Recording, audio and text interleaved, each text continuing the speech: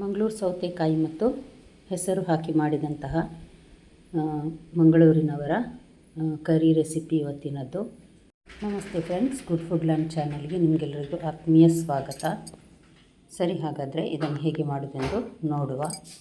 1.5 ಕಪ್ಪಿನಷ್ಟು ರಾತ್ರಿ ಇಡೀ ನೆನೆ ಹಾಕಿದಂತಹ ಹೆಸರಿದು. ಚೆನ್ನಾಗಿ ನೆಂದಿದೆ ಇದು. ಈಗ ನಾನು ಇದನ್ನು ಬೇಯಲಿಕ್ಕಂತ 1.5 ಲೋಟದಷ್ಟು ನೀರು ಹಾಕಿ ಇದನ್ನು ಬೇಯಲಿಕ್ಕೆ ಇಟ್ಟಿದ್ದೇನೆ. ಇದು ಸ್ವಲ್ಪ ಕುದಿ ಬರುವಾಗ ಇದರ ಮುಚ್ಚಳವನ್ನು ಪೂರ ಮುಚ್ಚಿದರೆ ಹೊರಗೆ ಉಕ್ಕಿ ಬರ್ತದೆ. ಅದಕ್ಕೋಸ್ಕರ ಈ ರೀತಿ ಸ್ವಲ್ಪ ಸೈಡ್ ಓಪನ್ ಇಟ್ಟು ನಾನು ಬೇಯಲಿಕ್ಕಂತ ಇಟ್ಟಿದ್ದೇನೆ. ಒಂದು 50% ಬೇಯಲಿ.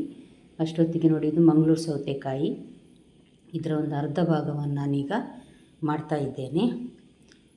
ಇಲ್ಲಾಂದರೆ ಹೆಸರು ಬೇಯುವುದಿಲ್ಲ, ಸೌತೆಕಾಯಿ ಬೆಂದು ಹೋಗ್ತದೆ ಬೇಗ. ಅದಕ್ಕೋಸ್ಕರ ಇದರ ಸಿಪ್ಪೆಯನ್ನೆಲ್ಲ ತೆಗೆದು ಇದನ್ನು ನಾನೀಗ ಸಣ್ಣದಾಗಿ ಕಟ್ ಮಾಡ್ತಾ ಇದ್ದೇನೆ. ನೀವಿನ್ನೂ ನನ್ನ ಚಾನಲ್ ಗುಡ್ ಫುಡ್ ಲ್ಯಾಂಡನ್ನು ಸಬ್ಸ್ಕ್ರೈಬ್ ಮಾಡಿಲ್ಲ ಅಂದರೆ ದಯವಿಟ್ಟು ಸಬ್ಸ್ಕ್ರೈಬ್ ಮಾಡಿ. ಹಾಗೂ ನಿಮಗೆ ಈ ರೆಸಿಪಿ ಇಷ್ಟ ಆದರೆ ಲೈಕ್ ಬಟನನ್ನು ಪ್ರೆಸ್ ಮಾಡಿ ಮತ್ತು ಫ್ಯಾಮಿಲಿ ಮತ್ತು ಫ್ರೆಂಡ್ಸಿಗೆ ಶೇರ್ ಮಾಡೋದನ್ನು ಖಂಡಿತ ಮರಿಬೇಡಿ. ಖಂಡಿತ ಇದು ರುಚಿಯಾದಂತಹ ಒಂದು ಸಾರು. ಅನ್ನಕ್ಕೆ, ಚಪಾತಿ, ದೋಸೆಗೆಲ್ಲ ಒಳ್ಳೆಯದಾಗ್ತದೆ ಇದು. ನಾನಿಲ್ಲಿದನ್ನೀಗ ಸಣ್ಣದಾಗಿ ಕಟ್ ಮಾಡ್ತಾ ಇದ್ದೇನೆ. ದೊಡ್ಡ ಹೋಳು ಸಹ ಮಾಡಬಹುದು, ಆದರೆ ಸಣ್ಣದಾಗಿ ಮಾಡ್ತಾ ಇದ್ದೇನೆ. ತುಂಬ ರುಚಿಯಾಗಿ ಸಹ ಬರ್ತದೆ, ಬೇಗ ಬೇಯಲಿಕ್ಕೆ ಸಹ ಬೇಯ್ತದೆ ಇದು. ಒಂದು 50% ಹೆಸರು ಬೆಂದ ಕೂಡಲೇ ಇದನ್ನು ನಾವೀಗ ಬೇಯಲಿಕ್ಕೆ ಹಾಕುವ. ಟೊಮ್ಯಾಟೊ ಮತ್ತು ಇದನ್ನು ಒಂದು ದೊಡ್ಡ ಟೊಮ್ಯಾಟೊ ಅದನ್ನು ಸಷ್ಟೇ ನಾನು ಸಣ್ಣದಾಗಿ ಕಟ್ ಮಾಡಿ ಹೆಸರಿನ ಜೊತೆ ಹಾಕಿ ಬೇಯಲಿಕ್ಕೆ ಅಂತ ಇಡ್ತೇನೆ. ಈಗ ಅಷ್ಟೊತ್ತಿಗೆ ನಾವು ಮಸಾಲೆಗೆ ಏನೇನು ಬೇಕು ರೆಡಿ ಮಾಡುವ. 1/4 ಟೀ ಸ್ಪೂನ್ನಷ್ಟು ಸಾಸಿವೆ ನೋಡಿ ಚಟಪಟ ಅಂತಾಗ ಒಂದು ಅರ್ಧ ಟೀ ಸ್ಪೂನ್ ಜೀರಿಗೆ, 2 ಸಣ್ಣ ಟೀ ಸ್ಪೂನ್ನಲ್ಲಿ ಕೊತ್ತಂಬರಿ.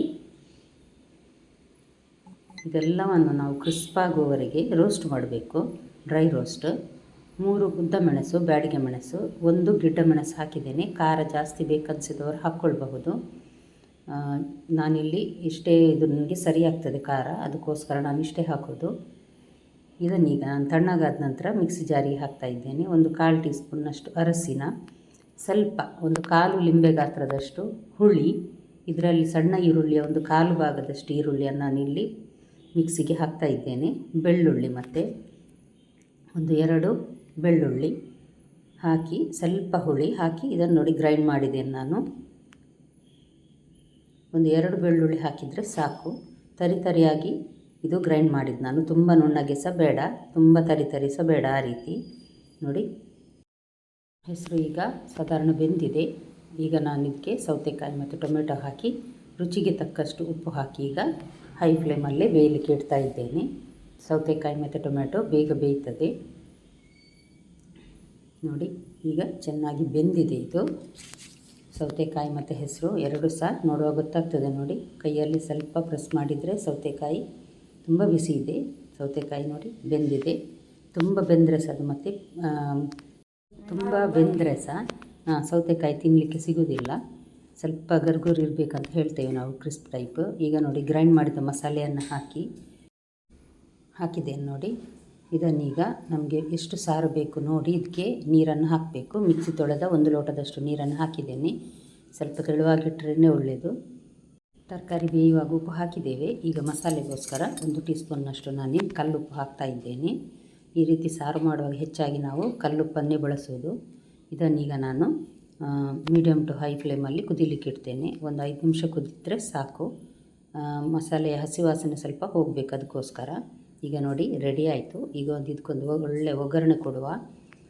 ಒಂದು ಒಗ್ಗರಣೆ ಇದಕ್ಕೆ ಸೌಟಿಗೆ ನಾನಿಲ್ಲಿ 2 ಟೇಬಲ್ ಸ್ಪೂನ್ನಷ್ಟು ತೆಂಗಿನ ಎಣ್ಣೆ, 1 ಟೀ ಸ್ಪೂನ್ನಷ್ಟು ಸಾಸಿವೆ ನೋಡಿ, ಮತ್ತು ತೆಳುವಾಗಿ ಒಂದು ಅರ್ಧ ಈರುಳ್ಳಿಯನ್ನು ನಾನಿಲ್ಲಿ ಕಟ್ ಮಾಡಿ ಇಟ್ಟಿದ್ದೇನೆ. ಮತ್ತೊಂದು 6-7 ಬೆಳ್ಳುಳ್ಳಿಯನ್ನು ಸಿಪ್ಪೆ ತೆಗೆದು ಜಜ್ಜಿ ರೆಡಿ ಮಾಡಿ ಇಟ್ಟಿದ್ದೇನೆ ನಾನು ಒಗ್ಗರಣೆಗೆ ಅಂತ ನೋಡಿ. ತೆಳುವಾಗಿ ಕಟ್ ಮಾಡಿದ್ದೇನೆ ಈರುಳ್ಳಿ. ಒಳ್ಳೆ ಗೋಲ್ಡನ್ ಬಣ್ಣ ಬರುವವರೆಗೆ ಇದನ್ನು ಫ್ರೈ ಮಾಡಬೇಕು. ಜಜ್ಜಿದ ಬೆಳ್ಳುಳ್ಳಿದು. ಹಿಂಗು ಹಾಕ್ತಾ ಇಲ್ಲ ನಾನು, ಹಿಂಗು ಬೇಕಿದ್ದರೆ ಹಾಕ್ಕೊಳ್ಬಹುದು.